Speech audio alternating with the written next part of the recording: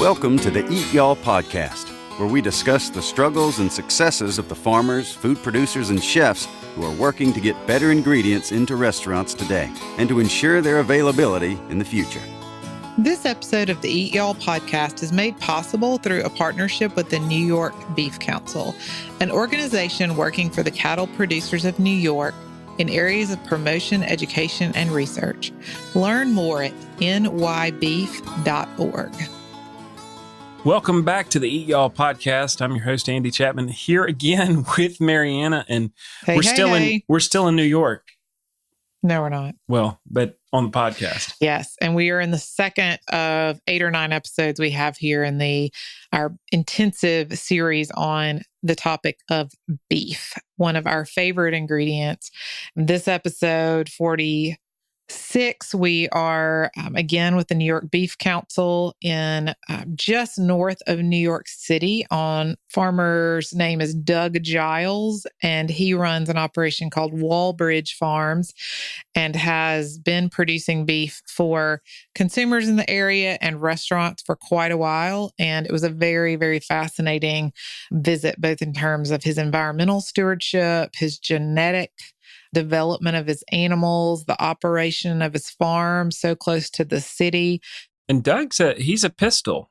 He's a pistol, yeah. He is a hardworking, passionate farmer. Oh yeah, he's a firecracker, and I love his he talks about farming with his boys and so much of the nitty gritty of what it takes to actually be successful and turn a profit on a farm in this day and age. And if you want to picture what day-to-day farming looks like for a beef farmer in a pretty small footprint, small operation, this is a great episode for you to listen to. If you are concerned about quality standards in beef, that's really kind of where we kick off the episode, is talking about beef quality assurance, which I mentioned in our kickoff episode. We did a mini pod in episode 44 to kind of kick off this beef series. And we go into what that is, and that gets expanded on a lot in this particular episode, just the confidence we can have in our beef supply, whether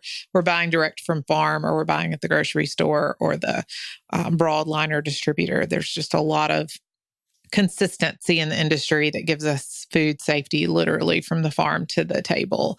That was really heavily addressed in this episode, and I think you'll find it fascinating. Great farmer to talk to. Absolutely lush, beautiful farm. I mean, we watched waterfowl swimming around in the crystal clear streams on these farms. Wildflowers are blooming. The grass is knee-deep, lush, gorgeous grass. It's a great place to go in June when it's sweltering in the South, because it was lovely. It was a fantastic day on the farm. Literal hayride with Chef Chris McDade and his family out on the farm. So yeah, very, very great experience. We're grateful to the Giles family for hosting us and New York Beef Council for coordinating it. Let's dive right in and get into episode 46. Let's get to it. It's great to be here at Walbridge Farm, about 90 minutes north of New York City, with Doug Giles, that is the farmer rancher here, and Chef Chris McDade and Gene O'Toole from the New York Beef Council. And we've just toured the farm for an hour or so and just seen the lush greenery, the crystal clear water flowing through the streams, some beautiful, healthy Angus cows and calves on the pasture, and really excited to just sit down here, Doug, and kind of flesh out a little bit more of your family's farm story and how you got here and where you're going, and next generation here on the farm already, and also just talk about the quality standards that you're breeding into your animals and how you kind of take that all the way through. I know you're selling direct to consumer off the farm, and of course Chef Chris is here, and this is day 2. We visited Thunderview Farms yesterday and saw an amazing story of water coming off of their farm within 24 hours. It's in the New York City water source, and the lengths that they're going to make sure that that is not just preserved, but improved year to year. And we saw that again today with the efforts you've made. And I want to just jump right in with talking about the quality standards in the meat. We saw the environmental impact you're having in a positive way here visually and took lots of photos, but explain to folks kind of just the industry standards. There's something called BQAs, beef quality assurance, and how does that impact what you do day to day? Yeah, first off, thanks for coming and listening to me rant for the last hour or whatever it's been. BQA is a industry standard. And Gene could probably tell you, I don't even remember how many chapters there are in the BQA, 5 or 7. I think it's 5. It's a learning module that everybody can use to come up with best management practices for everything from antibiotic use to cow care to trucking to pretty feed every aspect of the beef industry, so that there is, I consider it a best management practice. What are we going to shoot for when it comes to antibiotic use, whether you're for it or against it? We have a log of what we used, who we used it on, what the withdrawal time is. The idea of putting that all on a record so that it's easily accessible, so that you know what you did, when you did it, and how long you have to wait before you can do anything with that animal. The standards for trucking and cow care. And it's not only a learning module that you use to start with, but it's something that is a continued education to be recertified. And there's different levels to it as far as being a, first level producer. And then there's, you can get into testing and cattle coming in and out and whether or not you're isolated in a closed herd. There's multiple layers to it, but I think it's extremely important to provide confidence to the consumer that we as producers are doing everything we can to provide a safe, nutritious product. And so, Gene, I know you kind of made the analogy that it was like the HACCP plans or Serve Safe, what came to mind for me. There's just a standard in the industry that at the very minimum, this is the quality standard that you're going to get. And this is hardly a minimum because there's, like you said, I think 5 chapters and quite a few details to being certified. But explain a little bit about what that can do for the average consumer. How, to me, when I learned about it, I felt an extreme level of confidence in our meat supply as Americans. Of course, I love doing business directly with my farmer as often as I can, but across the board, anyone can be assured wherever you buy your beef, right? Right, and that BQA is that quality standard that we on the checkoff support. And we cannot tell Doug how to run his farm, but we can offer him that BQA and that certification, and every 3 years, the recertification. And he said there's a couple levels. There's a tier 2 level with that VCPRs, that vet client relationships, showing that will sign off that he does have a direct relationship with Doug, because the oneness will come back on that vet, animal handling or antibiotic use or what have you. The one way to bring it all together was HACCP. I kind of grew up in food service. So Doug follows BQA practices on his farm at 240 head. And then there are some larger, very large farms in the Midwest. They're following the same BQA practices. They're ensuring that quality of that animal, the health of that animal, the handling of it from farm to fork. And then Chris, he's following the HACCP. He has one restaurant and he's following the critical control points, and he's making sure that end user, that his consumers having the safest experience as much as possible with the food that they eat. Well, so do the larger chains, and they're following the same rules and regulations that are set out there. So that consistency of handling, the consistency of safety is the consistency and quality of the meat that is either on Doug's farm or out on the ranch or in the grocery store. And it's not just the best thing to do, it's the right thing to do. And that's what we're trying to convey in connection with our consumer base. Yeah, and oftentimes when it comes to when you mention HACCP for the restaurants and like that the larger groups do it, they often do it better than we do, right? Because they just have a lot more at stake and a lot more to lose. And so I'm not exactly sure, but we're a mom and pop place, right? So it's not, one, we don't do nearly as the volume of anything that requires HACCP, and 2, it just we don't have someone that just stands there and watches over the HACCP at the same time. Right. And these guys don't have anybody. I mean, he's got a vet-client relationship, but the vet's not on the farm every day.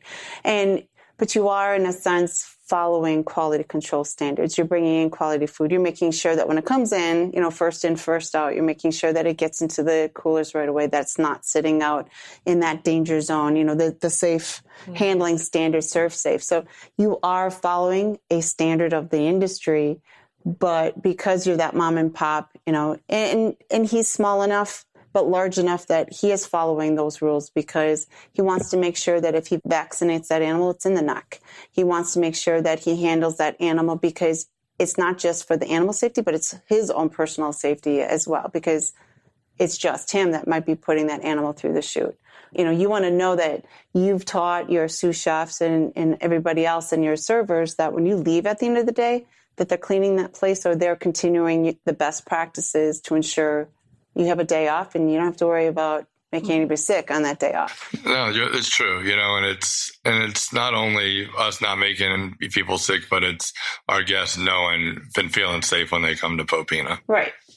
You don't want them to sit at your restaurant and see critters running around or a dirty kitchen door when the door opens up. I mean, that's coming from food service, That's the first thing I do. I look in and go, okay, what does that floor look like? Yeah, it's true. You look and see how the corners of the floor look and funny little things when you've been around the kitchen. Or what the bathroom looks like. The bathroom is big. Large industries that the bathroom has to be clean, because that's going to be, the bathroom's clean, then the employees are clean and so on and so forth. Yeah, it makes a big difference. I think it just is an interesting thing to think about that from the very beginning of the animal's life, all the way through the time it lands on the plate at Chris's restaurant, there are quality standards in place that customers can feel really confident about. And there are a lot of choices to make that are outside of those parameters, but there's a basic level of safety that we enjoy as Americans in our food supply, all the way through the process to preparation and service that can give us confidence to buy from our American farmers, to eat in our restaurants and enjoy that food. And I think that's just really interesting. And it's something we enjoy that not the entire world doesn't enjoy that. And so I think we take it for granted sometimes and just think these things happen, but they don't. There's a lot of process to that, right? Absolutely. I mean, we have the safest food supply in the world. And I feel fortunate enough that people feel confident enough in what we do to put the meat that we produce on the table for their family. And when people ask me, what do you want people to know about this? It's the same meat that I put on the table for my family. I wouldn't do it if I wouldn't feed it to my own family. That's, it's the same standards, just like the way you cook in a restaurant, I'm sure is the same way you cook at home. And, you don't use dirty dishes. And we don't serve food that we don't trust or believe in either. So it's like, as long as somebody like you who care about what they're doing, and then you choose people that care about what they're doing, and whether it's process it or distribute it to wherever it needs to get to, then we do the same thing on our end. We trust the people that are bringing us the meat, and we can just get, high quality, nutritious food on the table for people in the restaurants or the families that come pick it up at the farm store. I mean, if Doug didn't follow those standards and continue that, quality improvement on his farm and that safety, we wouldn't be sitting here. There wouldn't be an 8th generation. And that's what across the board our producers, practice the best they can, is to ensure that safety continues. And if you don't, then you're out. So if a consumer wants to try to get an idea of what all of these things are, is there like a website or something that has like, this is the list of everything that when you say BQA, this is what Doug is doing? beefiswhatsfordinner.com is the best place to go. It's our national program, but there is a bqa.org that they can go and they can see those 5 modules. They can kind of take a sneak peek in and look at it. I'm BQA certified and I don't have any cattle, but it was mind-blowing to me. And, and my colleagues had to do the same thing. And whether they were part of the industry or not, it is mind-blowing of there's some decisions that you have to make on this farm that I never want to have to make. And those are the hardest ones. And they are the hardest ones. And to do it the right way because it's the best thing for the animal. And that's what's important. I know coming on this farm that those animals out there are are safe and they're healthy, and he's doing his doggondest to make sure that it's going to be like that tomorrow and the next day and the next day. And if there is an issue, it's going to really bother him to do it, but he's going to take care of it. And so speaking of serving your family, the meat that you serve customers, you really are the entire supply chain on one farm. You are birthing the babies. And we talked about that earlier, and just what a huge responsibility that is around the clock at certain times of the year, and all the way through to you have a thriving business with customers who buy the beef straight from you at the end of the process. So talk a little bit about the development. How did that come to be, and what has that meant to your family? Because you are passing it on to the next generation. Yeah, we started it as a purebred Angus farm. This farm had purebred Angus since the late 40s. And when I took the ownership role, the decision in my brain works a little different, but I wasn't 100% sure that the breeding decisions that I were making were actually making a difference in the end product. So that's how we started finishing steers, and that's how we got started in the meat business. And it just kind of exploded in a very short period of time to the point now. I mean, we're still very small, but we are processing about a steer a week, a little more. We're 55 to 60 steers a year, all direct marketed. We have 3 restaurants that we work with that are all local, but other than that, it's all direct to consumer type stuff. It's amazing to me how the community actually responded to the idea of farm to fork or buying local.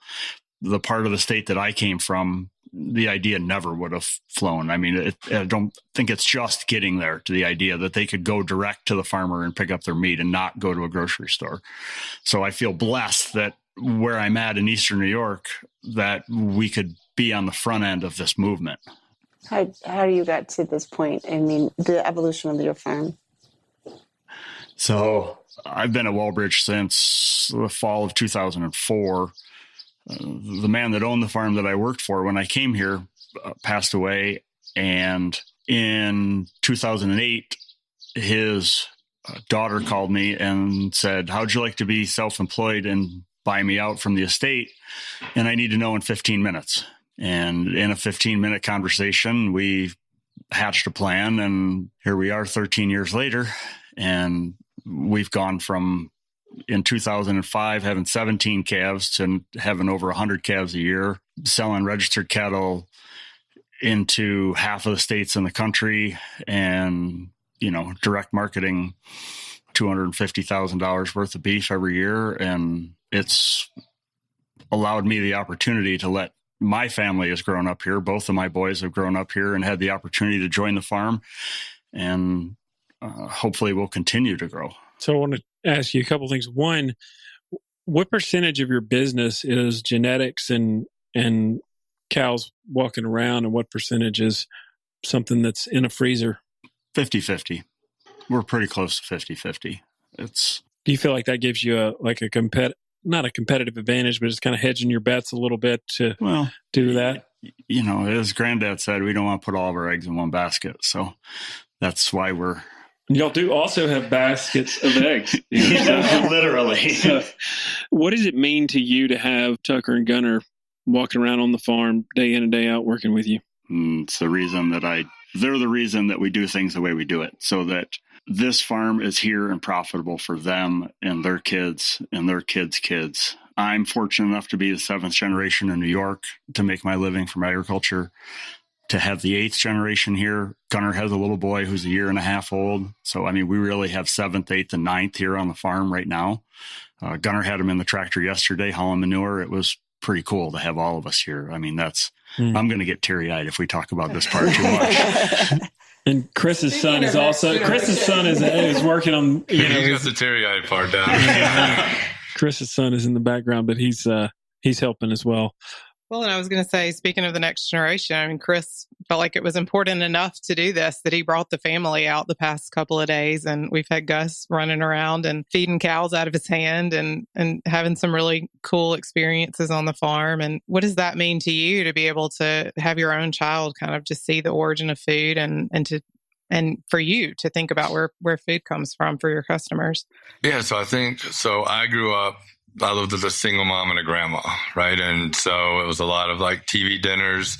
I mean, we did have a small farm at some parts, depending on where we lived. My grandma would grow things like watermelon and corn and tomatoes, but there was no real connection with where my food came from. And so as I began to cook, you know, the better restaurants that you work at, you shop at the market, and like either you go visit the farms or they'll bring the farms to you, or you go to the market and you talk to the farmer. And it makes you almost feel bad when you mess something up, because it's like, it's someone's hard work that you're just stepping on, right? It's like we always have this story for our family. It's like when I met my wife, we were walking to my apartment, I think, and she cut across the grass that someone had just mowed. And I was like almost devastated, because it's like someone just mowed that and now you're walking on it and there's a sidewalk. So let's walk around it, you know, and that always stuck with her, because I always think that way. And so for me to be able to bring my son Gus to a farm like yours and let him see it from such an early age, well, one, I feel blessed that I have the ability to do that. But also, like, if he grows up that way and it's automatic for however many kids he has, and they start to think that way, then it's going to take, each generation can only make it a little bit better, until hopefully one day Gus's grandkids are just only like buying whoever they live close to. So like if they lived in this neighborhood, it would be they're buying their beef from you, and you know, their corn from Sally down the street or whatever else. And it creates a community that can sustain itself. So I think that's why it was important for me to bring Gus out. I think it's important I appreciate that. We've gotten in society, we have such a disconnect between people and where their food comes from and the farmers who grow it. I like to use the analogy that when my grandfather was in school, that everybody in his class came from a rural background and had a farming, you know, family or uncles at least. When my dad went, it was like half of the class. When I went, it was a quarter of the class. When Gunnar and Tucker went to school, they were the only kids in their class that came from an agricultural background. And they've just lost the idea that somebody actually worked to grow that, to raise that, to process that it doesn't just come out of a box at the grocery store. It's unfortunate that that's been lost.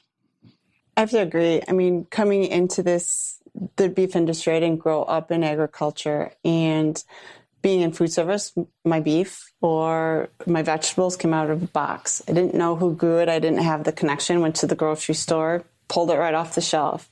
And coming into the beef industry, in now 15 years, my kids were 5 and 8, and they were part of it. And they probably could do a better spokesperson job than I could at this point, you know, and talking. They've been on this farm, and Doug has met Doug and seen the cattle. And, you know, when my mother-in-law passed and my eldest was having, you know, issues with that, I sent her to the Bitberts, and I said, go to the farm and work it. And this is a child who did not like to get dirty, not muddy or whatever. And after about 6 weeks would go and help him for a weekend, rush back to the dorm and start typing a paper and not peel off the clothes right away and put them in a bag and, you know, toss them in the washer.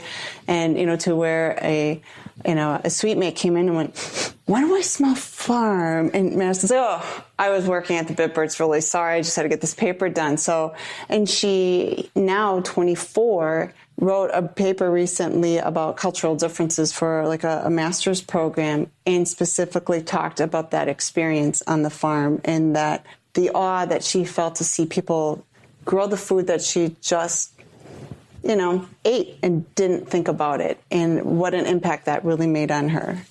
Yeah, and I think the grocery stores have a large part to do with that as well, you know, because it's no secret that your local grocery store looks a lot different than your farm stand, with everything that's just in like these generic boxes or these styrofoam packages, and they all look the same, right? So it all sounds like it's the same story. And just from talking to you today and Rick yesterday, it's like two completely different stories, but you guys are basically after the same goal. Right. You can get strawberries 12 months out of a year. There's no way we're growing strawberries. I mean, they're just coming out now, and there's no way we should be, you know, have strawberries in our grocery stores in January, but we do. And I think the pandemic taught a lot of our consumers that food's not grown in the grocery store, that there's a few other steps to the process.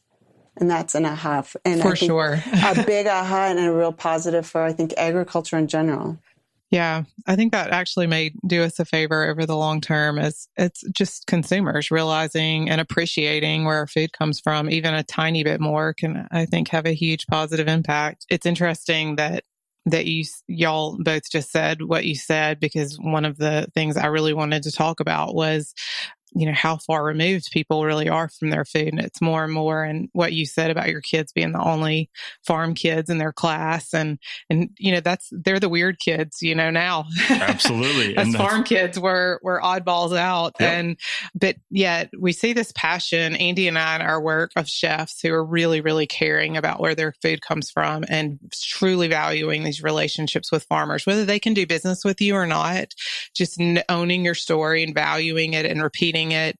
And so I'm interested in you, Doug, kind of fleshing out what you see as kind of the ideal scenario. How can chefs help make your voice louder? Because both of you have really busy schedules and lives. Like, there's not this abundance of extra time for either of you to go out and share the stories of where food comes from. But there is, I think, a synergy that we see over and over again, where you can empathize with each other and the long hours and the labor shortages and the tight margins and all those things, and have a mutual appreciation. How can that look better? How can partnerships with chefs and restaurants help make your arms a little longer, make people, at least maybe they're not from the farm anymore, but at least appreciate and value kind of what Chris was saying, just appreciate where it comes from? And I mean, like, in your perfect dream ideal, what does that look like? Farm utopia. Paint that picture. Farm utopia. Boy. Is there a day off in there somewhere? I think there's one, maybe half. Half a day off. I'm not sure it would be in New York, but 75% of the menu sourced locally. No cost for making the menu or changing the menu so that you can have a blurb about each farm.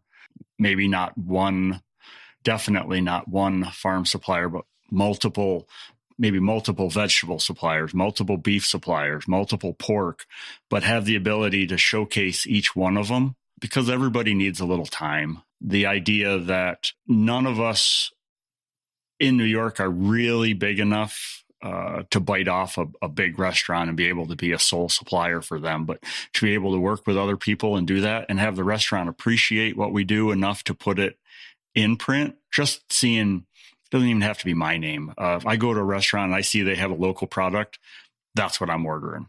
Doesn't matter if that's what I'm in the mood for or not. If that's what I see, that's what I'm ordering. To feel that, I know when I go anywhere with the restaurants that we provide for, when I see my name, there's such a sense of pride that goes along with that. Not only that I did the product, that they had the confidence in it to buy it and serve it, but also to put my name attached to it. And I think everybody deserves that. Everybody that's in this business deserves a shot at that, even if they're super small and only finish, 10 animals a year. Kind of want to scream amen a little bit. And it almost sounds like you're talking about like traceability with fish, where they have these programs where you can like QR code the fish that comes out and you can see, oh, that's where it was caught. And that's kind of what that reminded me of when you were saying that. It's like, hey, this is where this meal started on the map. I think would be awesome.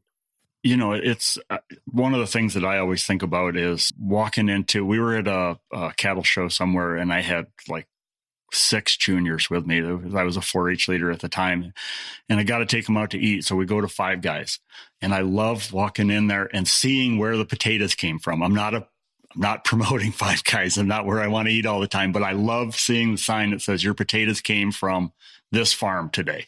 And that's, it's pretty cool. It is. And when you're less than 2% of the population and nobody really knows what you do, not that anybody really wants a pat on the back. It's not why we're doing this, but it's cool when it happens. Doesn't hurt.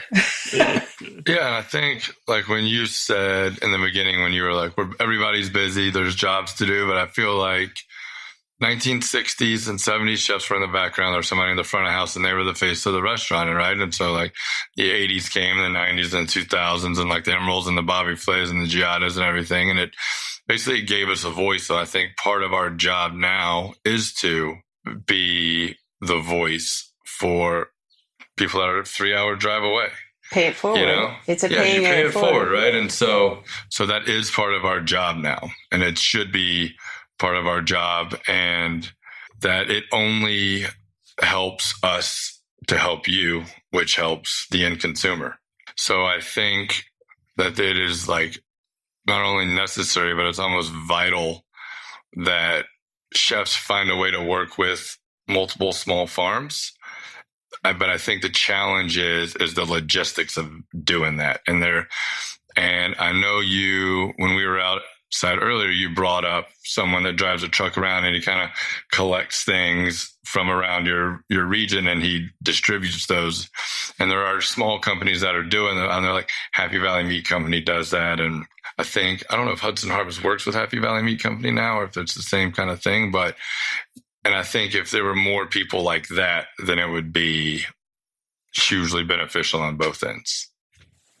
Yeah, you have on your website, your wine list and your menu for lunch and dinner, and then here's, farm sources, and there's, a picture of a beef producer and a little bit of the story of where, that meat comes from. It's great on our website because we're promoting our producers, but it's even better on if you're definitely sourcing it, that's in a sense how to tell the story, because he's not going to stand at your restaurant and say, "You're eating my beef. How's it going today?" He's not going to be that maitre d' for the day, because that's just not going to happen. Yeah. And I think increasingly, people do love to travel. We travel a lot, of course, for work and pleasure. And when you're researching where to go eat and you see a list of farms by name on a website or listed on the, and you look at the menu previews on Google or wherever, that definitely goes straight to the top of my list every time as a place that we want to go try. And so it's a marketing tool for both of you, really, because I think it builds confidence in the consumer that this food is of high quality, because no one puts the name of a farm that they don't trust on their menu. Like you're endorsing it and saying this is high quality product. It's a brag. I'm really proud of my food. I'm really proud of where it comes from. And the consumer gets that. Like we feel that on our end. And so I think it's a really cool thing to do that. And I love seeing when chefs do that. I love seeing the farms show up and then support the chef and say, hey, this guy is buying my beef. And it also creates an accountability, because sometimes we've seen, and I'm not picking on Chris, obviously, but I've seen restaurants that will say, yeah, we use XYZ for our vegetables or whatever. And I happened to be at the vegetable farm that day. And I said, yeah, I saw your menu. And they started, he hadn't bought from us in 6 months. And so that accountability happens, and not in a judgy way, but when you are both transacting, or your boys head into town and who's buying, and you can both amplify each other's message, I think that's really powerful. That's probably the hardest thing for farmers as a group. They've never still have that old mindset where, I'm just going to farm. I'm going to put my, nose to the grindstone. I'm going to do what I do and never tell the story, never let anybody know what you're doing. And it's unfortunate, because we are in changing times, and we have to tell our story so that people know what we're doing, how we're doing it, and why we're doing it. Yeah, I brought this up a little bit yesterday, but any dish that we sell that has a story behind it, and a lot of them do, but a lot of them are based on historical stories that really have nothing personally to do with me. They sell themselves after that. Once you go to the table and you tell the story, it's like people can't not order it. When it's something that's delicious to begin with, and we have a story, we literally don't have to do anything to it except put more salt on it than most people might want, and then cook it up and it'll go out. Salt is a flavor. That's why. But it goes back to, like you said, that you paying it forward to the farmer, and talking with Doug today as, a small farmer here, and it is also his job to pay it forward to the bigger farms. And local is the beginning of the story to connect the consumer at a very close level. But to say, hey, you know what I do here is the same as they do in Nebraska and Montana and South Dakota, because it is. And it's that local connection that has that global connection. And I think that's what his job is as well. And our job, as a checkoff and beef council, is by allowing and encouraging and teaching Doug how to share his story, that story resonates all the way to the national level. And I just wanted to take a quick break from our beef conversation to thank our friends at the New York Beef Council for making this episode possible. A small bit of thoughtfulness in where and how you source your food will make a big difference to your health and to the sustainability of family farms like these producers that we visited in New York State, who work hard every day to bring only the best to your plate. Again, we're so thankful to the New York Beef Council for hosting us and making this episode possible. So I would love to, we're here at kind of the tail end of the journey, Chris, over the past couple of days, and we've talked a lot about the farms, but I'd love to hear more about your journey, because we've learned a lot about these farmers' journeys into how they got into agriculture, why they stay in it, but kind of what's your story? Yeah, so I grew up and was raised in Georgia, mom and a grandma. I have one younger brother. Started working when I was 14 at a golf course and, did that for a long time and thought that's kind of the path I was going to take. And then bounced around in and out of college. I wasn't a big fan of school. And then my aunt was painting. She was a portrait artist. And so she was painting these murals or portraits for this restaurant up it's north of Atlanta in this town called Chateau. And there was this little this country restaurant that was opening up. I was prepping. I was making kettles of Alfredo sauce and slicing a bunch of ham for sandwiches. It was nothing that was, progressive or elevated in any way. But I just fell in love with being in the kitchen. And it was less about food at the time and more about the camaraderie and the family unit that I felt. And so I was there for a few years and I was like, I'm going to go to cooking school. And so I picked Rhode Island, Johnson Wells out of Rhode Island. Which is a great school, but again, school wasn't my thing. So I was there for maybe 2 weeks. I got a job, left school, cost me $30,000 to find this job at some pizzeria that wasn't that great. But I did spend a beach a year on Nantucket slinging lobster rolls, which was a lot of fun. So I moved back home, got a job at a restaurant in Decatur, Georgia, which is where I met my wife.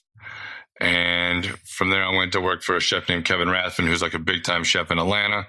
He has Rathman's. He has a steakhouse that wins multiple awards every year. And then from there, I went to New York, opened a restaurant called Maialino, which is where I learned how to cook and fell in love with Italian food and culture. Then kind of went back to Atlanta, back to New York, and a few years later opened Popina. And for me, food of the American South and Italian food are very similar, right? They both come from humble beginnings, making the most out of very little. And they're both very vegetable focused, which people seem to lose. Some they think biscuits and fried chicken, bolognese and pasta. So anyways, we try to blend those two cultures and cuisines together. And now I'm here today. And that was, you started Popina. For August 30th will be 4 years. So we did 2 years, pandemic, and now we're coming out of it. And that's still rocking along. What's your favorite thing on the menu? It changes. So we have two things that have been on the menu since day one. It's our Carolina Gold Rice Arancini, where we use Anson Mills Carolina Gold Rice. And what's an arancini? So arancini they're basically a fried Sicilian rice ball that you can find on any street food vendor. In Sicily, they make something similar to it called supli in Rome. They're usually a lot bigger and cone shaped when you get them in Sicily, and they're kind of room temperature. They're not that great. I'm just going to say it. But ours are smaller, hot. They're delicious.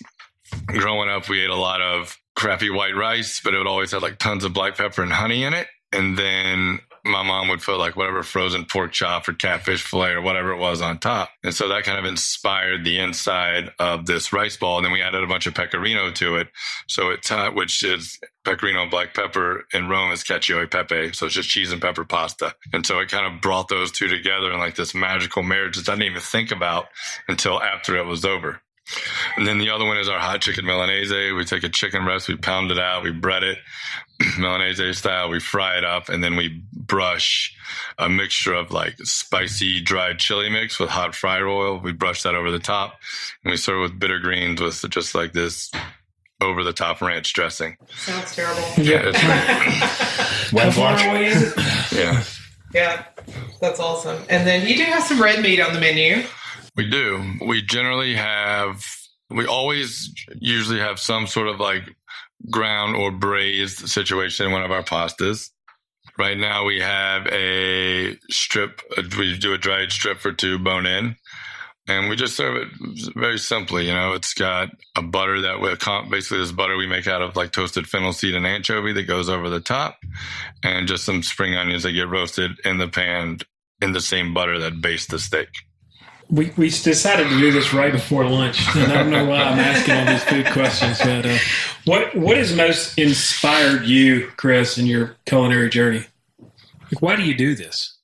Well, I think in the beginning it was, again, I talked about like being part of the restaurant family, and it was just like not letting those people down, right? You show up and there's also pride in being at work before anyone else and leaving. It's like the thought of anyone working for free nowadays is like you're liable to get sued, where it's like I used to go in 4 hours for free every day, and then my pay was $10.25 an hour, and I loved every second of it. So I think that like the pride that goes along with like putting in a long, honest day's hard work, feeding people and supporting people that grow vegetables or beef the right way.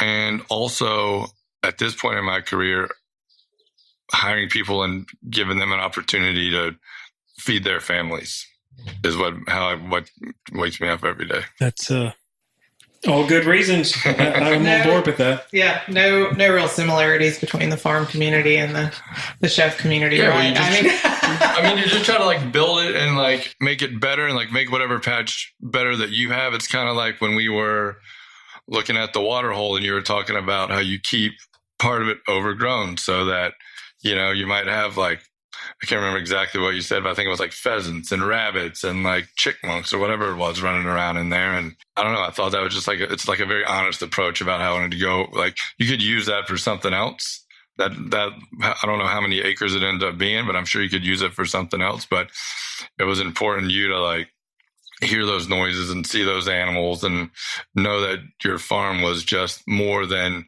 a cattle farm, but it was also like almost like this animal refuge in parts to where you're like, if you're going to take some woods away, you want to give some back. I don't know. It's just a very honest and humbling thing. That's not. Yeah, no, I firmly believe, and we have to be good to the land so the land can be good to us. Everything is a symbiotic relationship, whether it's in nature or business.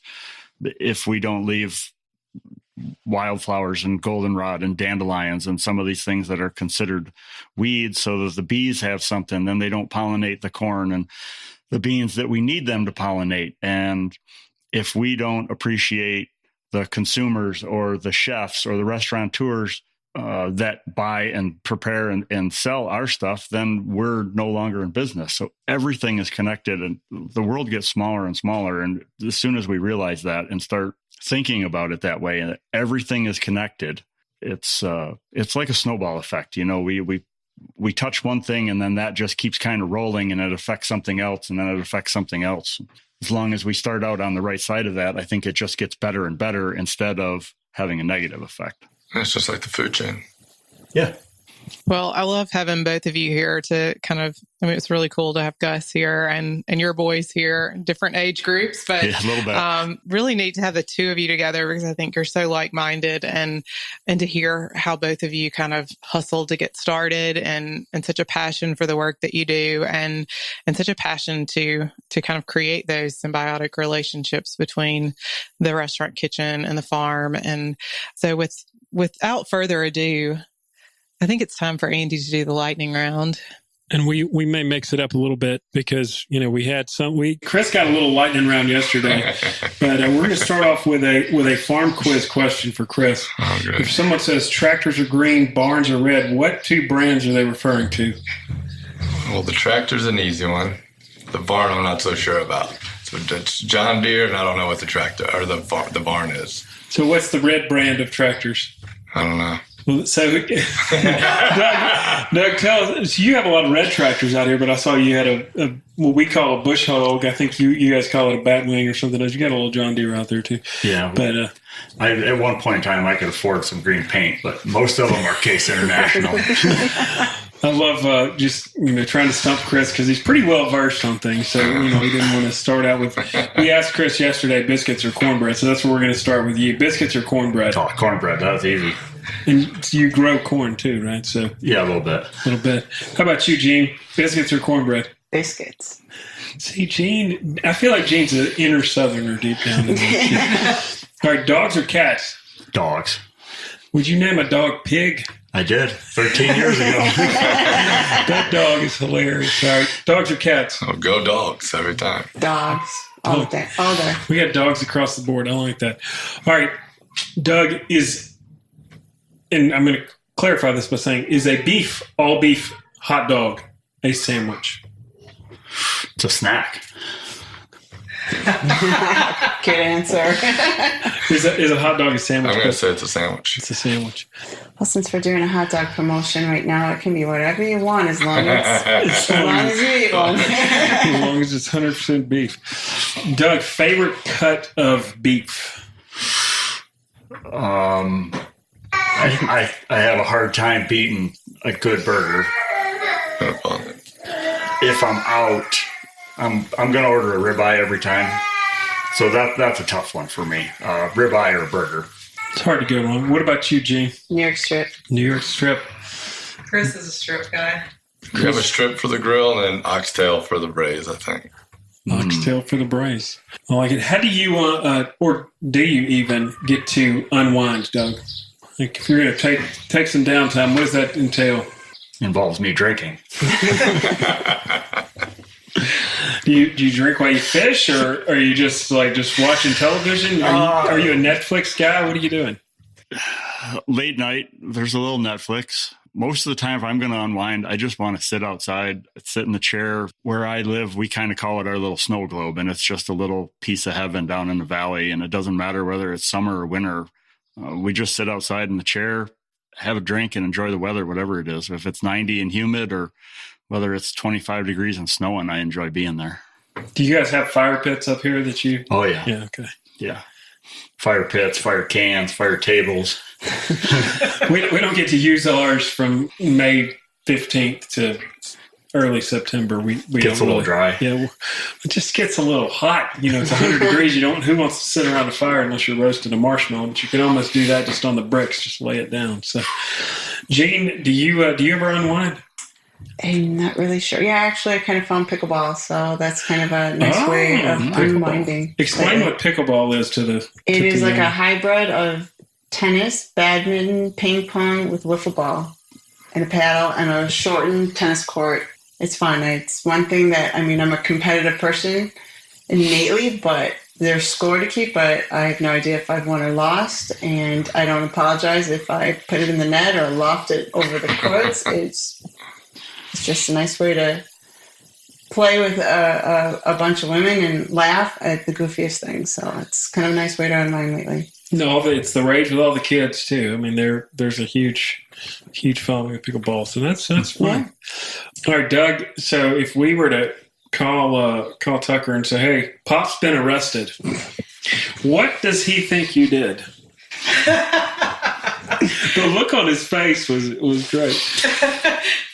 Trying to figure out what I can say on air. He's completely USDA won't go beep. Doug probably dead lost his mind and was really yelling at somebody.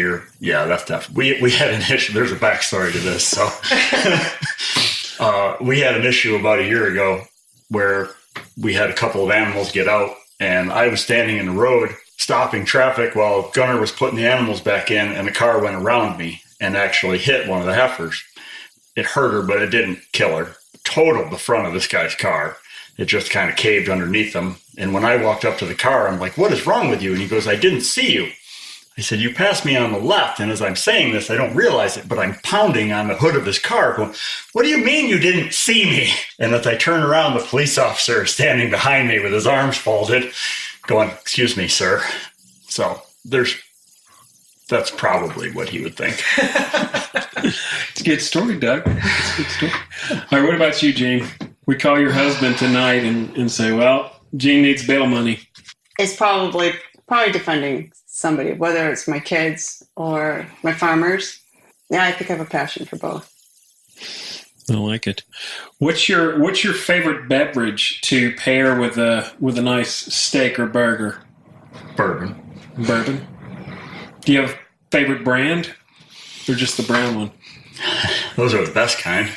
My taste doesn't get too bad. I mean, we have a bottle of 10-year Bullet that's sitting on the counter right now that I'd like to sip on. So Bullet's always a good choice. Yeah. Cold beer with a glass of bourbon with a steak. Pretty good. It's perfect. It's hard to mess that up. How about you, Gene? Probably a cab. Probably a cab. Yep, nice and warm, drink it slow. There you go. 1 year from today, we're gonna have a big, giant bone-in ribeye, huge burger, whatever it is. We're gonna celebrate something. What have you accomplished in the last year that a year from now we're celebrating? Hey, we launched this happened. That I have helped my neighbors and friends, and we've formed a coalition to help provide restaurants like yours in the city with what they need, with the idea that we know that we're not all the same, but we're different. But yeah, that we formed a partnership because of this meeting. I like it. We'll be back in a year. I'll bring the bullet. Let's make that happen. What about you, Gene? Putting New York on the map for the beef industry, to take a young team that'll have a year under their belt and be as strong for our state partners. For instance, this is help funded by Iowa and their beef producers, and to celebrate that confidence, the continued confidence of that, and to have a team that is going to take it to the next level. Very good. Well, look, you guys have been a real treat to be around for the last 2 days, and I want to thank Chris for taking time off from the kitchen to come unwind with us. Anytime. And I know Doug and your whole family out here have lots of things you could be doing outside of spending time with us and showing us your farm and letting us trudge around your property. So thank you for investing in that. No problem. Thank you for doing what you do. Yep, we appreciate it. On behalf of the Beef Checkoff and Doug and Rick, and thank you for, and I know how hard it is to go outside those four walls as a chef and a restaurateur, and it's difficult. Thank you for taking the time and hopefully telling their stories for them as hopefully as well as they told the stories. Yeah, this is a better reason than most, to leave the kitchen. So. Yeah, thank you guys for inviting me along for the ride, and thank you for the knowledge and you for the story and the hate ride. Sure, I'll hold hands and sing Kumbaya. There you go. You've been listening to the Eat Y'all podcast, hosted by Eat Y'all founder and chief relationship officer, Andy Chapman. If you enjoyed this episode, it would mean the world to us if you'd join us in our mission to save family farms by subscribing and leaving a review. Even better, share this episode and follow us on your favorite social media account at Let's Eat Y'all.